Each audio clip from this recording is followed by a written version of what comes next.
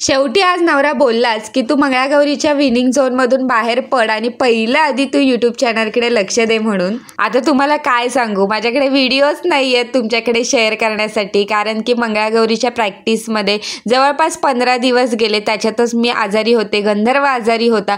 त्याच्यामुळे मी ऑर्डर्स ज्या आहेत त्या घेतल्या, पण मी त्याच्या व्हिडिओज नाही केल्या. मी आपलं फक्त ऑर्डर्स कंप्लीट करून दिल्या. त्यामुळे माझ्याकडे एकही व्हिडिओ नाही जी मी तुम्हाला दाखवू शकते. त्यातल्या त्यात आता ही व्हिडिओ माझ्याकडे होती, मी तीही शोधून काढली की कोणती व्हिडिओ माझ्याकडून अपलोड करायची राहिले. त्यामध्ये मला ही व्हिडिओ भेटली, म्हणून मी ही व्हिडिओ आज अपलोड करते तुमच्यासाठी. मला माहीत आहे की मी केकचे व्हिडिओ नाही टाकू शकले, पण मी मंगळागौरीचे व्लॉग्स टाकले आहेत आपल्या चॅनलला, ते जाऊन नक्की बघा.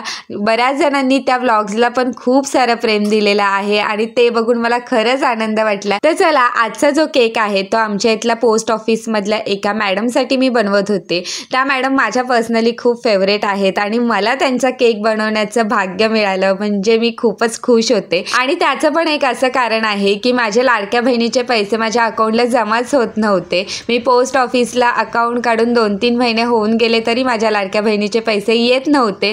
त्यानंतर मी माझी अडचण त्या मॅडमला सांगितली आणि त्यांनी माझ्याकडून एक सबसिडी फॉर्म भरून घेतला आणि त्यानंतर माझे पैसे जमा व्हायला लागले. आणि म्हणूनच मग मला त्यांच्याबद्दल एक वेगळाच रिस्पेक्ट जो आहे तो मनामध्ये क्रिएट झाला आणि त्यांचा केक बनवायचं भाग्य मला भेटलं. मग मी जास्तच खुश झाले आणि असा सिंपल सोबर असा मी आज केक त्यांच्यासाठी रेडी केलेला आहे. तर चला, भेटूया पुढच्या व्हिडिओमध्ये. तोपर्यंत बाय बाय.